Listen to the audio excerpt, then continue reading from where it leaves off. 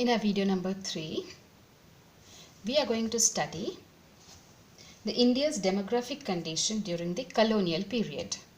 So far we learnt about agriculture, and then in the second video we learnt about the industrial sector, and now in this third video we will learn about the demographic condition during the colonial period.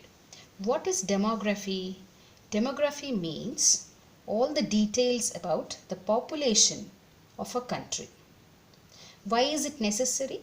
It is necessary for policy formations so that a country can grow economically, socially, etc. Now, one of the methods of collecting the data about population is the census. We all know about this. The census is one of the methods of collecting various details about the population.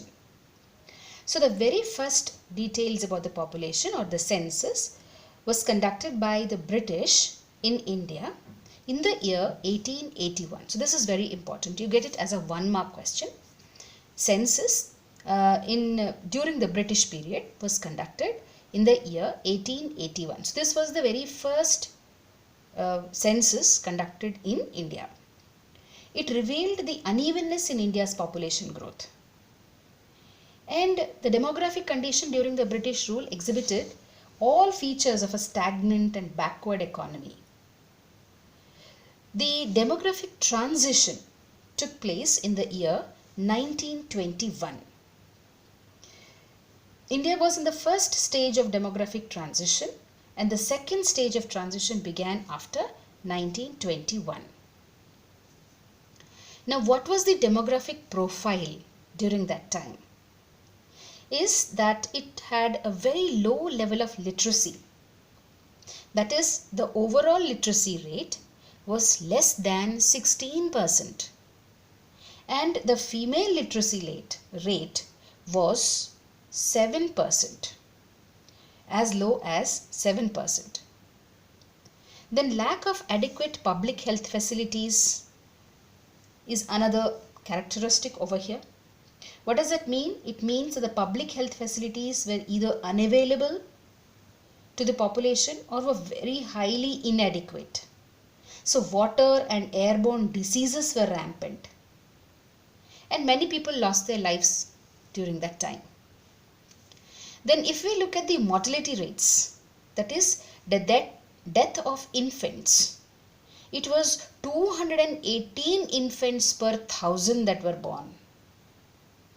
Now, if you compare it with the present rate, it is only 40 per 1,000.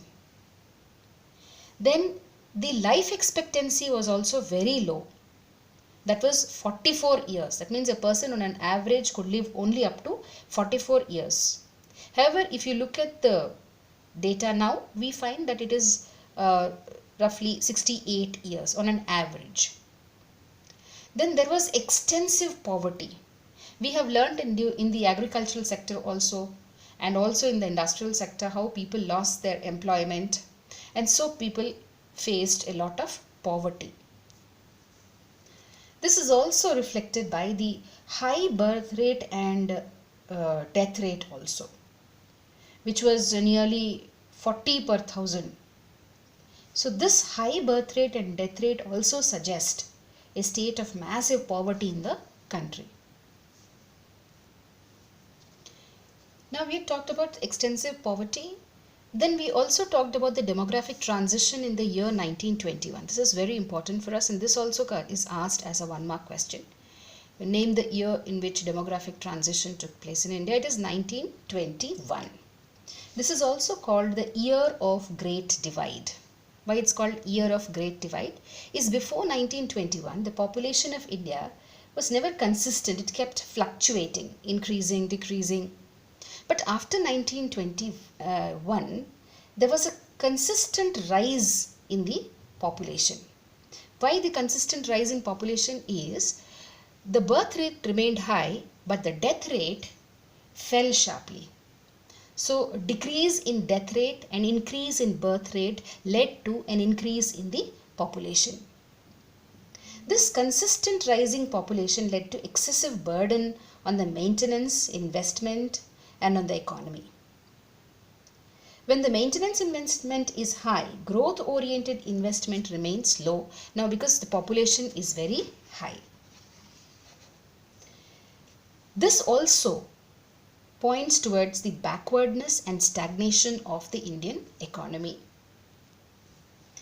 Now if we look at the occupational structure during that time, what is occupational structure? It is the distribution of working persons across different industries and sectors, like the agricultural sector, the manufacturing sector, and the services sector. So how the working force, the workforce or people are distributed in these sectors is called the occupational structure. Now, the agricultural sector, we find that since we are an agrarian country and most of us were employed only in agriculture, that was the main occupation. During this time, it was seen that 70 to 75% of the workforce were involved in the agricultural sector and only 10% were involved in the manufacturing sector. Whereas 15 to 20% of the population or workforce was employed in the services sector. So here we see, if we analyze, 3/4 of the population in the agricultural sector and just 10%, 1/10 of the population in the manufacturing sector, whereas 1/5 of the population was in the services sector. We can call a country a developed country when less people are engaged in the agricultural sector. Since we see 3/4 of the population engaged in the agricultural sector, this establishes a backwardness of the Indian economy at the time of independence. Now the industrial sector we find, or the manufacturing sector we find, it's very low. This also shows backwardness in the Indian economy. Growth is said to be balanced when all sectors of the economy are equally developed. So in case of India, secondary and tertiary sectors were in their infant stage of growth. That is the initial stages, the very beginning stages. So we can conclude that the Indian economy at the time of independence was lopsided and therefore backward. However, if you look at the regions or state-wise, then you can see a lot of regional variations. Parts of the Madras Presidency like Tamil Nadu, Andhra Pradesh, Kerala, Karnataka, and Bombay and Bengal witnessed a decline in agriculture. They saw a decline in agriculture, which is, you can say, a sign of growth, because that is what we are learning. Agriculture should be less. And then we saw an increase in the manufacturing and the services sector. States like Orissa, Rajasthan and Punjab, there was an increase in the share of agriculture. This we learned because of the Green Revolution. The agricultural sector improved because they have fertile lands. So they saw an increase in the share of agriculture. Now if you look at the infrastructure development, I put a star over here. This means it's an important contribution by the British government. Now the real objective was to subserve various colonial interests and not to provide basic amenities. This is very important for us to understand, that the infrastructure development in India during the British period was done with a motive of only to promote British industries, British markets and their businesses. So the real objective of infrastructure development in India was to subserve various colonial interests alone and not to provide basic amenities to the people in India. What do we understand by infrastructure? Infrastructure refers to transportation, communication, banking, power and energy, and social change like education, health, housing facilities, growth and development, and all those things come under infrastructure. So let's now see one by one the infrastructure development. Firstly, we will look at the construction of roads. Why did they take up construction of roads? Was to mobilize the army within India. We must remember from our history that whatever wars the British government fought, the Indian people were used as their army. And to move their army from one place to another, they had developed the roads. Then transportation of raw materials to nearest railway stations and ports. We learnt in the previous videos that raw materials were collected from or exported from India. India was the exporter of raw materials. India provided raw materials for the finished goods to the British industries. So transportation of these raw materials to the nearest railway stations and ports was done via the roads. The next and the most important contribution was the introduction of railways in the year 1850. Here, due to the introduction of railways, long distance travel was possible. So people could travel long distances and break geographical and cultural barriers. Then commercialization of Indian agriculture took place. So what happened due to this is this adversely affected the self-sufficiency of the village economies. We learned that the villages were self-sufficient in the pre-independent or the pre-British era. But due to commercialization, the Indian agriculture lost its footage in the village, the self-sufficiency.